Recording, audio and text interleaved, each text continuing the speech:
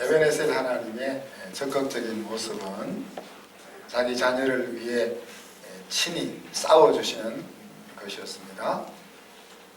하나님 도와주세요 하는 그런 차원을 넘어서 하나님께서 직접 나서서 일을 처리해 주시는 그런 상황을 만들 때 놀라운 일들이 일어나는 것들을 우리가 살펴보았습니다. 하나님을 감동시키는 결단을 하나님의 자녀들이 할 때 다니엘과 세 친구처럼 하나님의 마음을 움직이는 그런 결정을 내리고 움직일 때 이런 일들이 일어났습니다. 하나님의 영광을 위해서 일을 저지를 때 어린 소년 다윗이 하나님의 영광을 위해서 일어섰을 때 골리앗을 향하여 하나님이 직접 싸워 주셨습니다. 모세와 여호수아처럼 하나님이 주신 사명을 목숨을 걸고 순종하면서 수행할 때 하나님이 대신 싸우시는 일들이 일어났었습니다. 지난주는 우리 히스기야가 신앙의 부흥의 기치를 높이 들고 또 하나님의 낯을 구하러 나아갈 때 하나님이 대신 싸우는 일들을 하셨습니다. 하나님이 싸우시면 한 사람이 천을 당하는 인생이 된다 그랬는데 하나님이 천을 당하는 인생이 되냐 되지 않느냐 하는 것은 우리 학위에 달려 있다 하는 것이죠. 하나님의 말씀을 마음에 새기고 말씀을 따라 생활을 할 때 우리는 일당천이 되는 인생이 된다 그랬습니다. 세상의 가치를 따르지 않고 하나님을 가까이 할 때 일당천을 당하는 인생이 될 수 있다 그랬습니다. 지난 한 주간 동안 하나님이 대신하여 싸워주실 판을 좀 짜셨는지 모르겠어요. 판이 한꺼번에 그렇게 쉽게 짜지는 건 아니지만 웃고 지나가지 마시기 바랍니다. 이 하나님이 싸워주실 판을 짜는 것은 우리 인생을 향하여 가지고 있어야 될 빅픽처입니다. 그죠? 그래서 우리가 한 주 말씀 듣고 지나가 버릴 내용이 아니고 일평생 어떤 모양으로든지 그려야 될 그림이다 하는 겁니다. 그 그림을 그래서 반드시 각자 짜보시기를 바랍니다. 그리고 그 내용을 정말 제대로 짜여졌는지 가족들끼리 나누고 또 순회에서 나누고 그래서 정말 하나님이 싸워주시는 인생이 되기를 바랍니다. 하나님의 자녀들의 인생은 잘 살아본 다음에 죽을 때 가서 승리냐 실패냐가 좌우되는 그런 패턴이 되어서는 안 된다 그랬습니다. 그죠?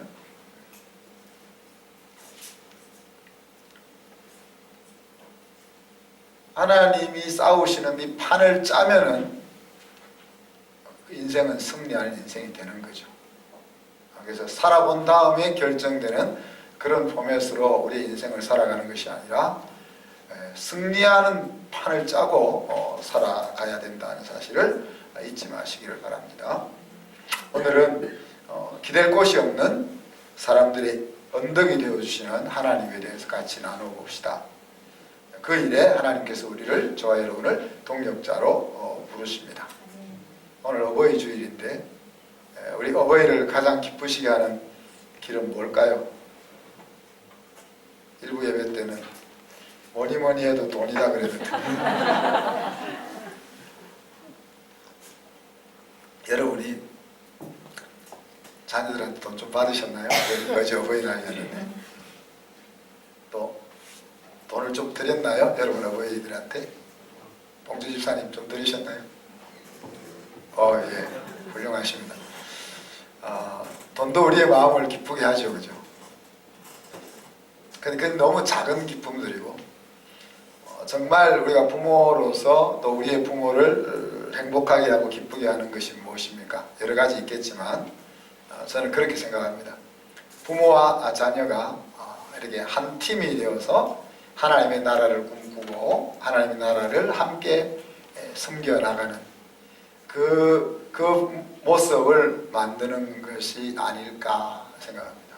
물론 그 이외에도 우리 부모를 행복하게 하는 여러 가지가 있겠지만은 이제 더 이상 자녀가 우리의 보살핌의 대상이 아니고 걱정과 염려의 대상이 아니고 함께 하나님의 나라를 생각하고 하나님의 나라와 인생을 계획하면서 그것을 힘을 모아서 함께 이루어 나가는 그런 것들이 어버이날 생각하게 될 중요한 내용이라고 여겨집니다. 영적인 아버지 되신 우리 하나님을 기쁘시게 하는 일도 저는 그것이라고 생각됩니다. 그리고 하나님이 또 그것을 우리에게 기대하고 있는 거죠. 저와 여러분이 하나님의 손이 되어서 하나님이 하시기를 원하시는 그 일을 해주기를 오늘 부탁하고 있는 겁니다. 오늘 읽었던 말씀은 더 이상 설명할 필요가 없을 정도로 명쾌하죠. 그죠? 하나님은 객과 과와 과부의 하나님을 자처하고 계시다 하는 겁니다.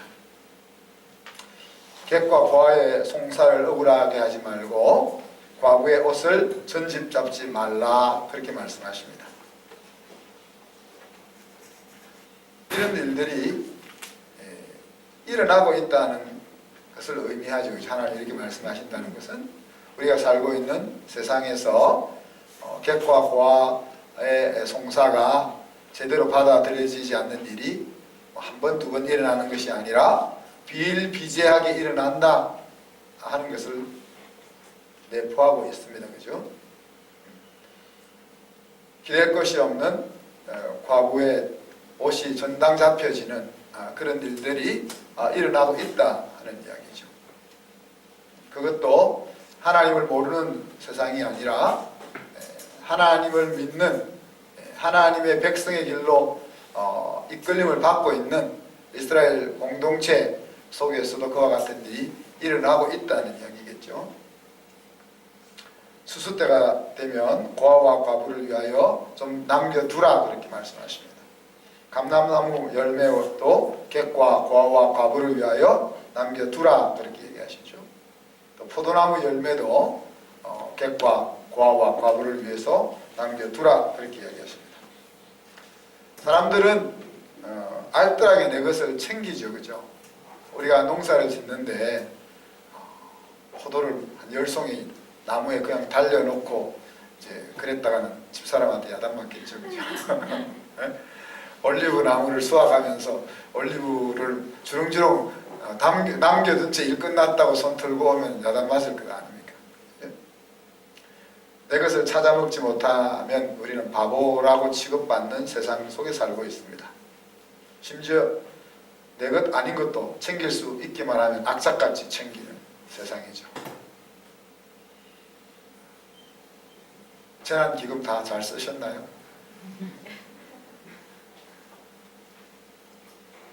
저는 이제 햄버거 한 번 사 먹을 정도 남아 있습니다. 우리 아들 막내 아들 것까지 제가 챙겼죠. 동사무소 갔더니만 가족 중에 아직 안 찾아간 것이 있습니다. 누구 건가요? 그러니까 우리 막내 아들 거라 그래서 그것도 주실 수 있냐요? 그러니까 주실 수 있다 그래서 제가 받아서 챙겼죠. 그죠? 우리 것이 아니지만 또 나라가 주겠다니까 그걸 또 악착같이 챙겨 먹어야 될 거 아니에요. 이런 말씀을 하시면서 이런 것이 이제 우리 사람이다 하는 이야기죠. 그런데 그렇게 하지 말라고 이야기하는 거죠. 그렇게 악착같이 하지 말고 좀 남겨서 없는 사람들이 좀 가져가게 하라 그렇게 말씀하시는 겁니다. 그러면서 18절에 보면 애굽에서 종되었던 때를 생각해서 또 하나님이 그때 너희를 값없이 건져주신 것을 생각해서 그렇게 하라 말씀하십니다. 우리가 사람과 사람 사이에 살아가는 데 있어서 성경이 요구하는 중요한 두 가지 룰이 있습니다. 하나는 이제 황금률이고 하나는 은혜 가운데 은혜 받은 자로 사는 룰입니다. 황금률은 우리가 잘 알다시피 내가 누구로부터 대접받기를 원하는 대우받고 싶은 대로 나도 남을 대우해 주라는 이야기죠. 그죠? 근데 은혜 가운데 사는 것은 내가 은혜를 받았다면 은혜를 베푸는, 하나님에게 은혜를 받았던 사람들에게 은혜를 받았던 은혜를 받았다면 은혜를 베푸며 사는 것입니다. 그죠? 이런 것이 이제 하나님의 자녀들이 사람과 사람 사이에서 행하며 살아야 될 모습이다 하는 거죠. 앞에서 언급한 것처럼 하나님 없는 쌀벌한 세상에서만 이런 억울한 일이 일어나는 일이 아니라는 이야기죠. 하나님을 믿는 사회에서도 일어나고 있다는 이야기입니다. 애굽에서 노예로 살다가 가나안 땅으로 이주해서 신정국가를 만들어야 하는 이스라엘에게도 이와 같은 일이 일어나고 있다는 거죠. 그래서 다르게 이야기하면 그냥 하나님을 믿는 나라로 된다고 해서 이런 일들이 자연스럽게 이루어지는 것이 아니라는, 우리가 하나님을 믿지 않는 자리에서 신앙생활을 하러 들어왔다고 해서 이런 일이 자연스럽게 이루어지는 것이 아니라는 것을 보여줍니다. 하나님 신앙이 살아있을 때만 따뜻하게 살아갈 수 있는, 사람들이 따뜻하게 살아갈 수 있는 세상이 이루어질 수 있다 하는 것을 알려주고 있는 거죠. 우리가 신앙이라는 말 속에는 사실 올바른 신앙이라는 것이 다 내포되어 있잖아요. 그러나 실제로 우리가 하나님을 믿는 생활을 하는 데 있어서는 그 신앙이란 말이 담고 있는 원래의 그 의미와 내용들을 제대로 다 포함하지 못할 때가 많이 있는 것을 보는 거죠.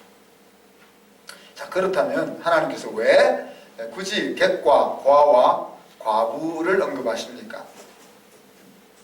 이 부류의 사람들은 대표적으로 기댈 곳이 없는 사람들입니다. 또 기댈 곳이 없다 보니까 공정하게 대우받기가 어려운 사람들입니다. 또 억울한 일을 당해도 호소할 곳이 없는 사람들입니다. 여러분들 억울한 일을 당하면 어떡하죠? 저는 우리 집사람 말로는 어떤 모양으로든 갚아주려고 한다. 그래.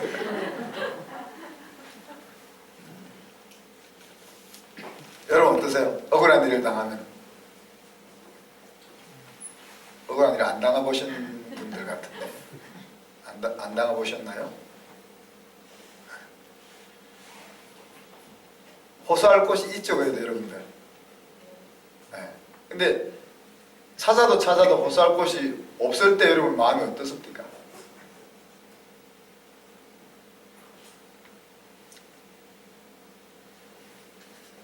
근데 사람들이 만들어내는 사회는 힘을 가진 자는 힘을 사용하려고 합니다. 그죠? 고대 역사적 건축물들을 보면서 인류가 인류 문화유산으로 삼기도 하고 자랑합니다. 그죠?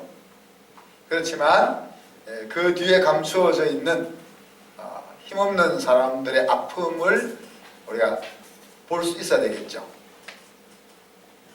스핑크스가 세계 7대, 10대 불가사의라고 이야기하면서 애국 왕조의 왕성했던 힘과 또 그들이 가지고 있었던 기술력을 우리가 높이 사고 있지만, 그러나 그 스핑크스가 하나 만들어지기 위해서 10만 명, 20만 명이나 되는 노예들이 수십 년 동안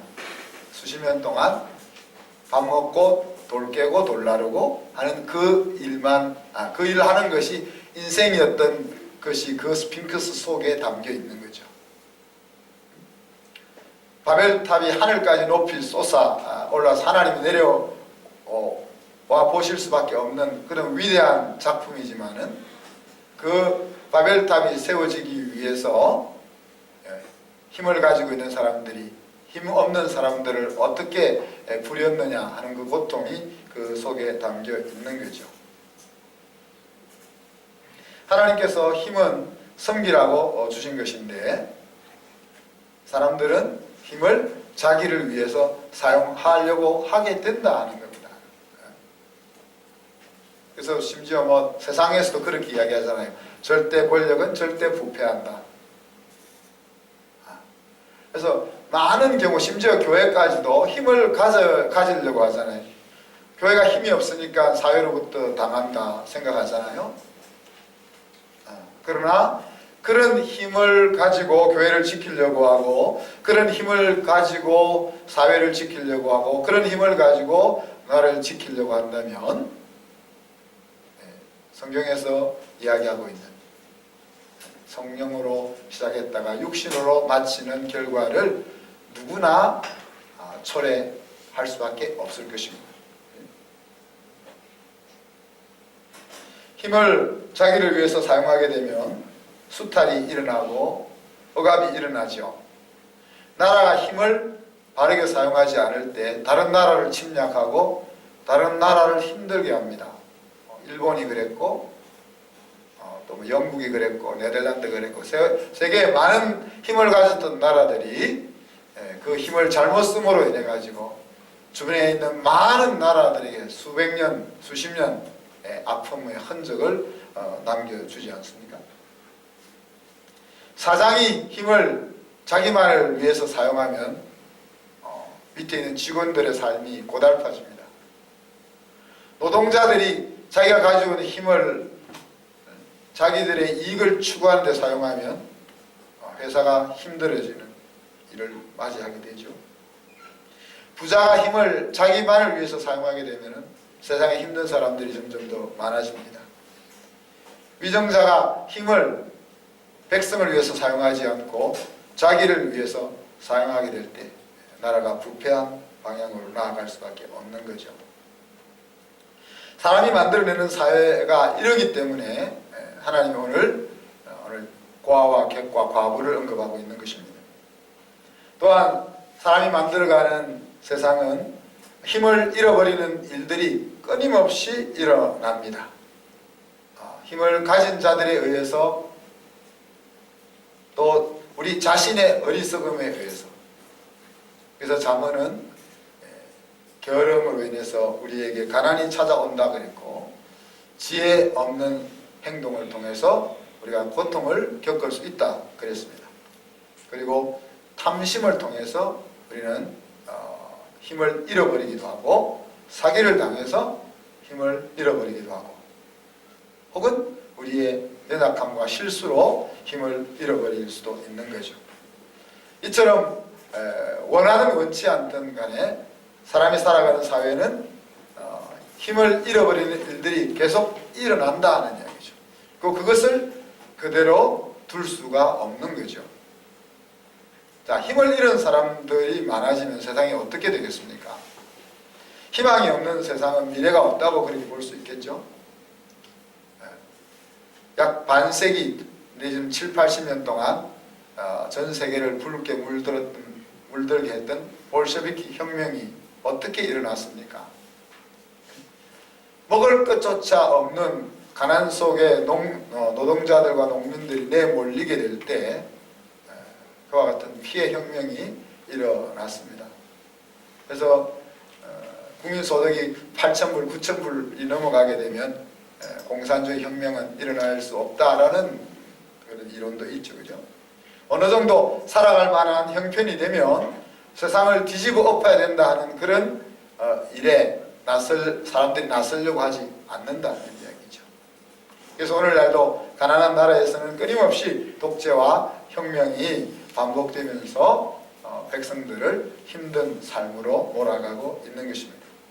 사람이 극한에 내몰리게 되면 극렬한 저항을 하게 되는데, 객과 고아와 과부가 많아지고 그들이 극한 고난 속으로 몰아가게 올려지게 된다면 사회가 더 힘들어질 것이기 때문입니다.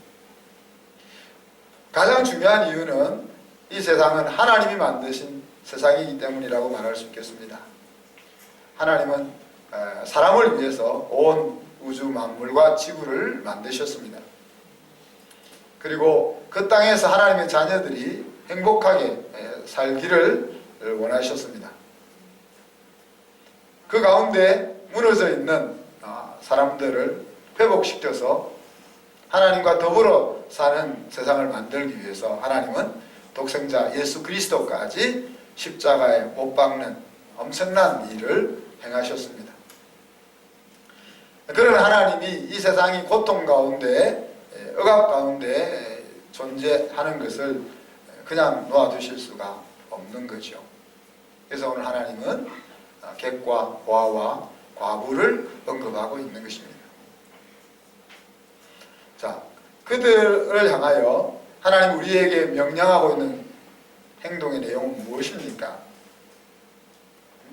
하나님의 손이 되라는 이야기죠. 하나님 앞에서 이야기한 것처럼 다 수확하지 말고 남겨두라. 전당물을 잡지 말고 그들에게 삶의 그 미천을 제공해 주라. 호소해도 공정하게 판단을 받을 수 없는 그들에게 공의가 실행될 수 있게 하라 하는 것이 바로 하나님의 손이 우리가 되어야 될 것을 이야기하고 있는 거죠. 누가 얼마나 더 많이, 더 크게, 더 잘 하나님의 손이 될 것인가 하는 것이 우리가 경쟁해야 될 내용이다 하는 이야기입니다. 세상은 더 많이 가지기 위해서, 더 높아지기 위해서 경쟁을 합니다. 그리고 그와 같은 경쟁은 나를 힘들게 만들고 또 사회를 더 피폐하게 만들어갑니다. 그렇지만 우리가 얼마나 더 하나님의 손이 되어서 더 잘 섬기고 더 많이 섬기고 하는 이 경쟁이 치열하면 치열할수록 경쟁에 참여하는 사람들은 복을 받는 길이고 또 세상이 행복해지는 길이라 하는 이야기입니다. 저와 여러분이 만약에 힘을 발휘할 수 있는 지도층에 있다면 우리가 해야 될 일은 약한 자들에게 공의가 시행될 수 있도록 하는 일입니다. 세상은 법으로 다스려진다고 말하지만 현실은 그렇지를 못합니다. 법은 일반 백성들에게는 정확하게 적용이 됩니다. 그러나 힘이 있는 사람에게는 약하게 적용되고 힘이 없는 사람에게는 더 엄하게 적용되어지는 것이 현실입니다.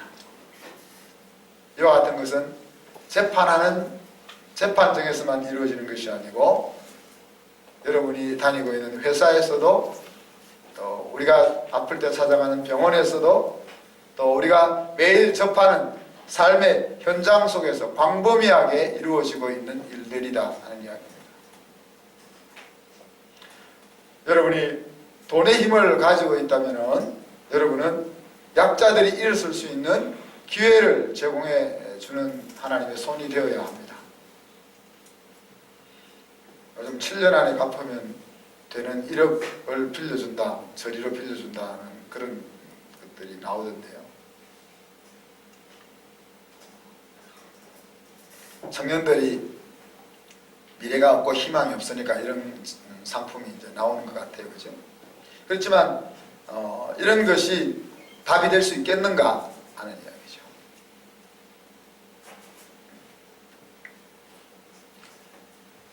아마 많은 경우 7년 동안 아주 저리의 이자를 가지고 빌려 쓸 수 있으니까 생각 없이 빌려 쓰려고 하는 젊은이들이 많겠죠. 그죠?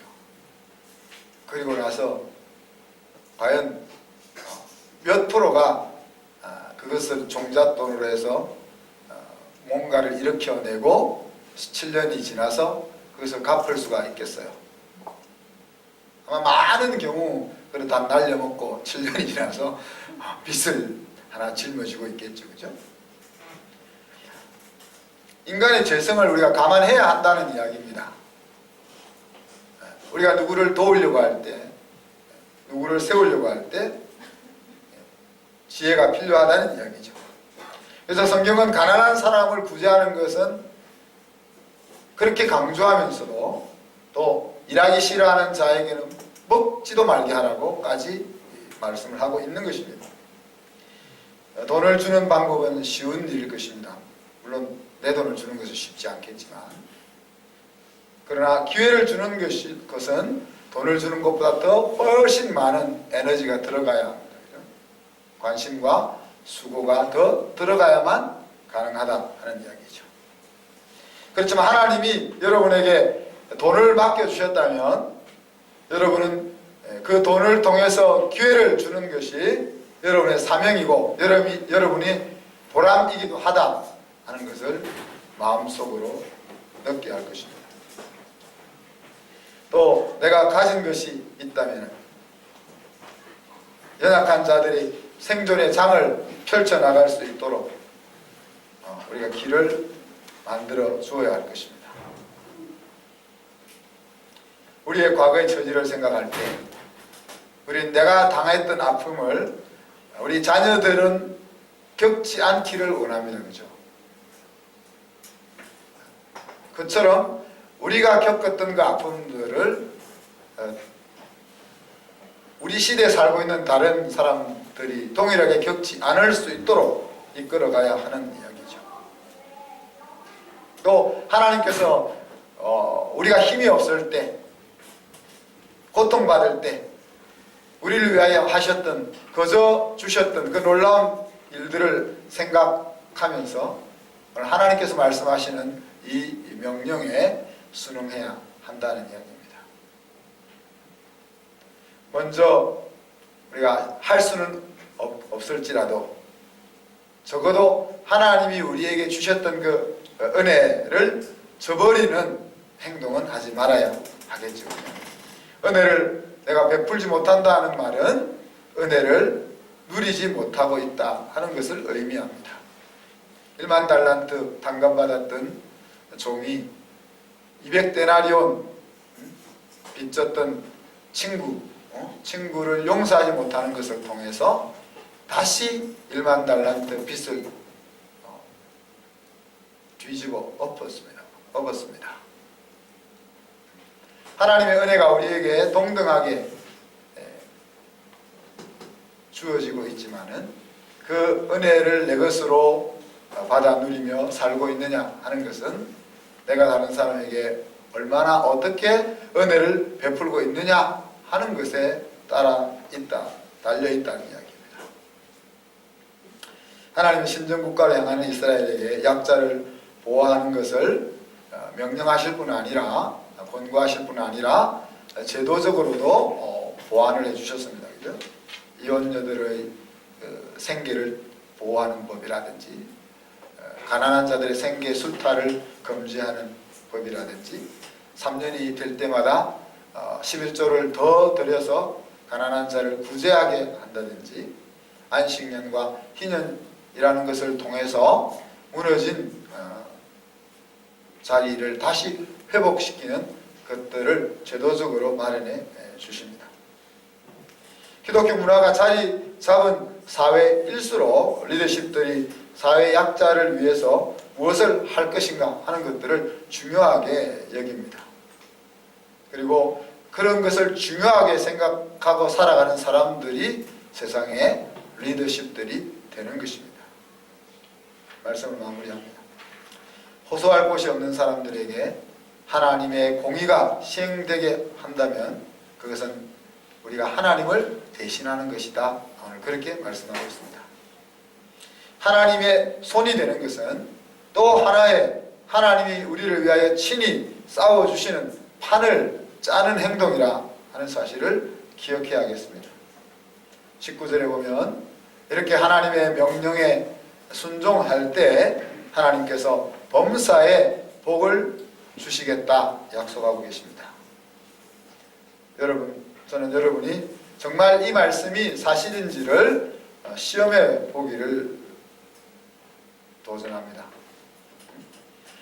마음으로 온전하게 믿어지지 않더라도 마음으로까지 행하지 못하고 모양만 낸다 할지라도 하나님께서 받아주시겠다는 말씀입니다.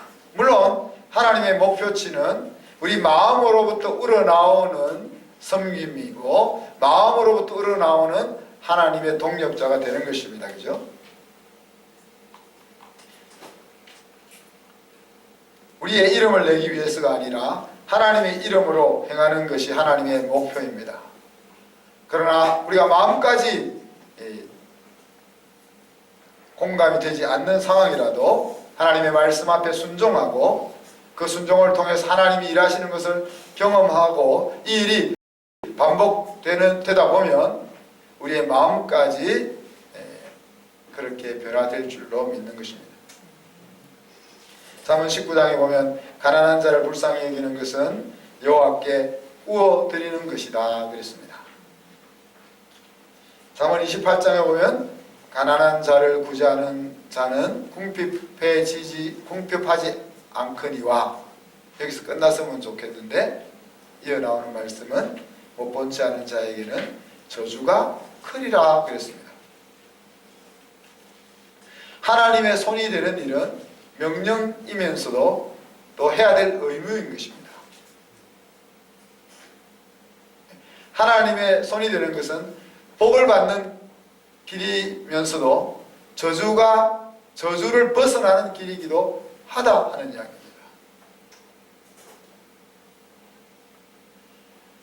우리가 가진 것을 가지고 다른 사람을 도와주는 일은 하면 좋은 일이다가 아니고 하지 않으면 야단 맞을 일이다 하는 이야기입니다. 그래서 우리가 아직 어리기 때문에 하나님이 야, 너가 가진 것으로 연약한 사람들을 도와줘, 그렇게 하면 내가 복을 줄게 말씀하시지만, 우리가 장성한 사람이라면 너 그것 안 하면 내가 가만히 두지 않을 거야 하는 말씀을 하고 있다는 사실입니다. 사랑하는 성도 여러분, 여러분은 어떤 힘을 가지고 있으십니까? 권력이 있어요? 돈이 있어요? 재주가 있어요? 어떤 힘이 있으세요? 남편을 휘어잡는 힘만 가지고 있어요.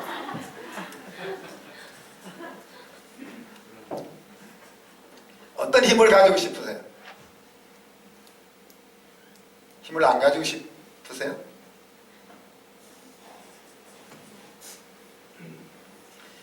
힘을 안 가지고 있으면 당하게 돼 있습니다, 세상은. 그래서 사실 객과 고아와 과부가 돼야 되겠어요. 우리가 하나님이 객과 고아와 과부를 생각하라 한다고 해서 우리가 객과 고아와 과부가 돼야 되겠어요? 객과 과부와 고아를 돕는 손길이 돼야지. 어쩔 수 없이 우리가 객과 고아와 과부가 될 수는 있겠지만, 그죠? 그래서 여러분이 어떤 힘을 가지고 싶은지 좀 생각해 보라는 거예요. 그러면 여러분이 할 수 있는 영역이 무엇인지, 또 할 수 있는 역할이 무엇인지를 찾아야 한다는 거예요. 그리고 찾았으면 그것을 행할 수 있는 마음을 결단하고 행동으로 옮겨야 한다.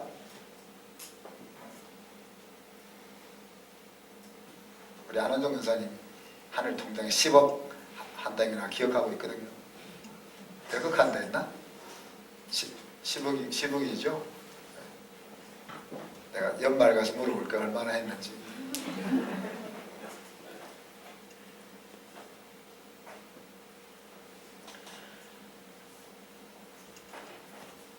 내가 가지고 있는 힘에서부터 시작을 해야 된다는 이야기야. 큰 꿈을 외치는 것이 행동이 수반되지 않으면 그걸 망상이라고, 비전이라 안 하고 망상이라는 거죠. 하나님을 위해서 땅끝까지 복음이 전해져야 되겠다고 외치는 것이 꿈일 수 있고 망상일 수가 있는 겁니다.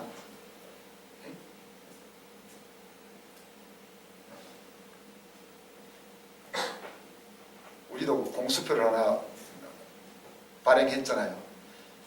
죽전 주민이 하나님 없이, 예수님 없이 하나님 앞에 서지 않기를 원합니다. 그래서 공수표를 딱 발행했는데 이 공수표가 안 되기 위해서 좀 움직여야 될 거예요. 죽전 주민이 18,700명 좀 됩니다. 그 사람들이 스스로 우리가 그들을 하나님을 다 믿게 할 수는 없지만 그들의 복음을 듣게 해야 되는 걸 우리가 해야 될 일이다. 하나님 우리 죽전 이동에 우리 교회를 세웠으니까.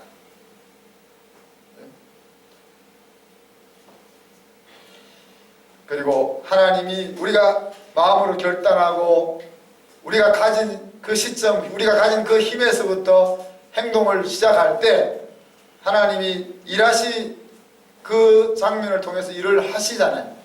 그럼 일하시는 장면들을 통해서 우리의 영역이 점점 더 넓혀 나가야 하는 겁니다.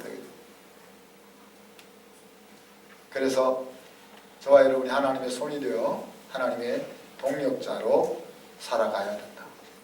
오늘 어버이 주일을 맞이해서 우리의 어버이 되신 하나님을 가장 기쁘시게 하는 방법은 11조를 많이 드리는 것이 아니고 예배당을 지어드리는 것이 아니고 하나님의 손이 되어서 하나님과 함께 동력하는 것이다. 하나님이 손이 되어 하나님과 동력하는 인생이 바로 하나님의 자녀로 사는 성공이고 하나님의 자녀로 사는 행복이라 그렇게 볼 수 있는 거죠.